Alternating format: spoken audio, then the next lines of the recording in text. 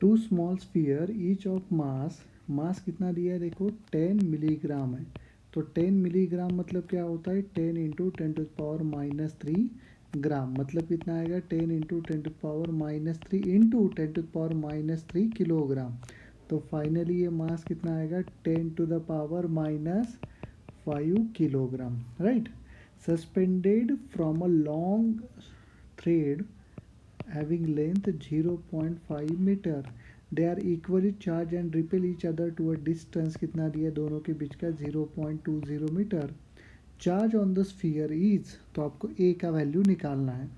Okay, तो क्या दिया देखो, आपको बोला गया कि एक ऐसा पेंडुलम है, मान लो ऐसे कितने पेंडुलम दिए आपको, दो पेंडुलम दिए।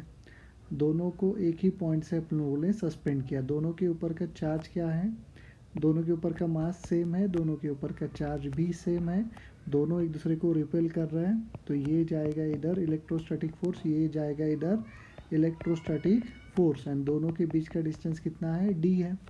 मान लो ये वर्टिकल के साथ एंगल बना रहा है थीटा। अभी इसके ऊपर नीचे क्या लगेगा M G, along the length of the string क्या लगेगा टेंशन, राइट। तो ये टेंशन है, ये थीटा है। अभी टेंशन को रिजॉल्व करो तो ऊपर आएगा T cos theta is equal to M G, and नीचे क्या आएगा T sine theta is equal to, देखो राइट में टी साइन थीटा लग रहा है तो लेफ्ट में क्या है इलेक्ट्रोस्टैटिक फोर्स है। अभी ये दोनों को मैं सॉल्व कर लेता हूँ। अच्छा, यम कितना दिया है तुम्हें 10⁻⁵, जी कितना है 10, तो ये आएगा 10⁻⁴। इलेक्ट्रोस्टैटिक फोर्स क्या होता है के Q1 Q2 bye are square, तो Q1 Q2 तो सेम दिया है यहाँ पर। ये कितना आएगा देखो 9 इंटू 10⁻⁹ क्यू का वैल्यू दिया है क्या, अच्छा क्यू का वैल्यू तो ढूंढना है, Q square divide by D कितना है, डी दिया आपको 0.2 मीटर, मतलब 1/5 का स्क्वेयर। तो ये कितना आएगा 1/25, ऊपर जाएगा तो 25 into 9 225 into 10⁻9 into Q square. तो ये साइन बाय कॉस करोगे तो ये क्या आ जाएगा टैन थीटा, तो टैन थीटा का वैल्यू कितना 225 into 10⁻9 Q square divided by क्या होगा 10⁻⁻4 आ जाएगा, राइट। तो ये आपको मिला टैन थीटा का वैल्यू। मुझे निकालना है क्यू। तो ये जो ट्रायंगल दिखाई दे रहा है उसमें टैन थीटा देखो ये कितना है 0.2 है, मतलब ये कितना होगा 0.1, और ये लेंथ कितना दिया है तुम्हें 0.5, मतलब टैन थीटा क्या आ जाएगा 0.1 डिवाइडेड बाय एडजेसेंट, देखो एडजेसेंट मतलब ये होगा ना, तो ये क्या होगा देखो √ऑफ 0.5 का स्क्वेयर माइनस 0.1 का स्क्वेयर। तो कर लेते हैं सॉल्व इसको फिर, √ऑफ 0.5 का स्क्वेयर माइनस 0.1 का square is equal to 225 into 10⁻13 Q square आ जाएगा, राइट। तो जब इसको सॉल्व करोगे ये कितना 0.25 माइनस 0.01, तो ये आ जाएगा 0.1 डिवाइड बाय √ऑफ 0.24 is equal to 225 into 10⁻13 Q square.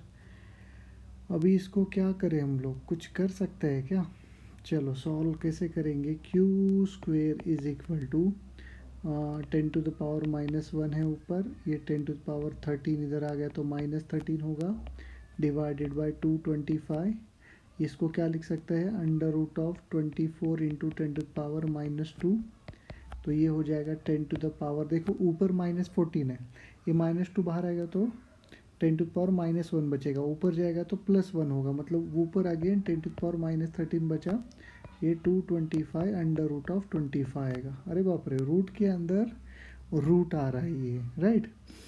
चलो कोई दिक्कत वाला बात नहीं है, सॉल्व करेंगे। इसको अप्रॉक्स 25 ले ले क्या, क्योंकि 5 आ जाएगा।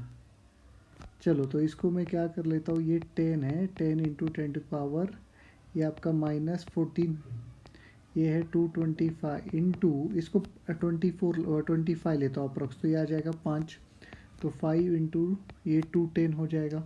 तो क्यू का वैल्यू देखो √ऑफ 2 इंटू 10⁻7 डिवाइड बाई 225 का स्क्वायर रूट मतलब 15, √2 क्या होता है 1.414 डिवाइडेड बाई 15 इंटू 10⁻7, तो ये 1.414 डिवाइडेड बाई 15 ये आ जाता है, कितना है 0.094, ये आ जाता है 0.094 इंटू 10⁻⁷ ये आ गया।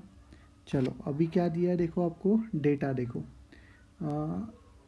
ओके, तो चार्ज दिया आपको A/21 into 10⁻⁸ which is equal to 0.094, 0.094 into 10⁻⁷, मतलब ये 10⁻⁷ और ये चला गया तो -1 बचा। तो ए का वैल्यू क्या आएगा, 0.094 इंटू 21 डिवाइड बाई 10⁻⁻1 होगा, ऊपर जाएगा तो 10 आएगा।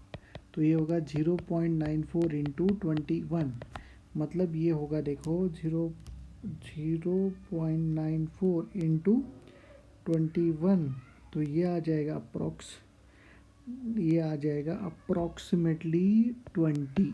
ए का वैल्यू अप्रॉक्स कितना आ जाएगा 20। तो correct answer is the value of A will be 20। थोड़ा सा अप्रोक्सीमेशन करना है आपको, 19.8 के आसपास आ जाता है। 19.8 मतलब कितना 20, राइट।